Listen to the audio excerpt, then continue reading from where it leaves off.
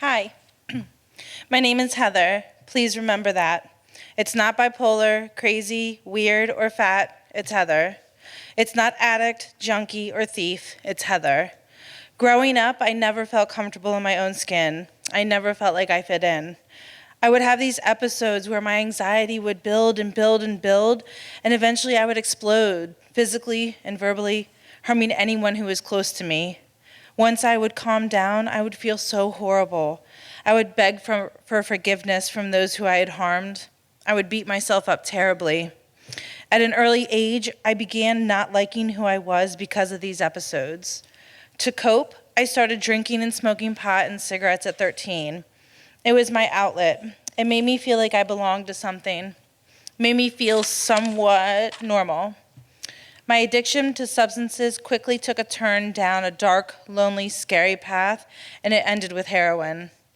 My mom, who has substance use disorder, and my dad, who had a troubling several years, may have not set me up with success in life, but I'll tell you what did: my will to live.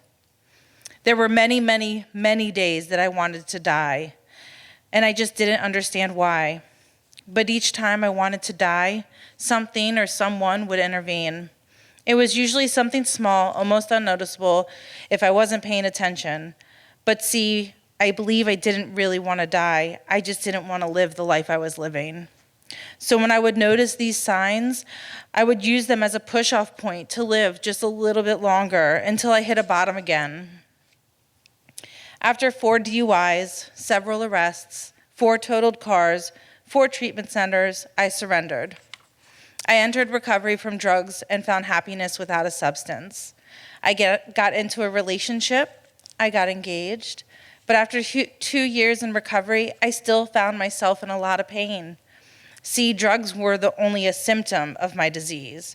Take away the drugs, and I still struggled feeling like I belonged, feeling like I fit in, feeling comfortable in my own skin. Even though the drugs were gone, I was still ruining relationships and losing jobs. I was still having these horrific episodes, and my fiance was getting the brunt of it. For a long time, I fought the idea of seeing a mental health professional. I had already been told I had the disease of addiction. Stigma kept me feeling ashamed that yet again something was wrong with me. But the day that my fiance moved out, took the ring to save her own sanity, I realized I had to do something. I sought help from a mental health professional, and a lot of my questions were answered. I was diagnosed with bipolar and anxiety disorder.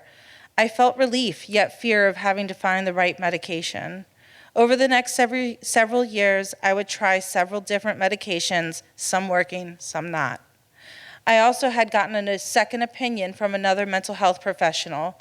Because of the signs and symptoms I was having and describing, he changed my bipolar diagnosis to intermittent explosive disorder, and he yet again changed my treatment plan.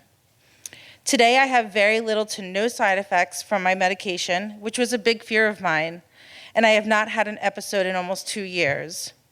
Today, my father and I have a great relationship. He is one of my greatest supporters. My then fiance is now my amazingly beautiful wife, and she is pregnant with our little girl who will be gracing us with her presence in January. Today, I feel like a whole human being. Today, I feel like Heather. Mental illness and addiction do not define me. My definition is Heather, and don't you forget it.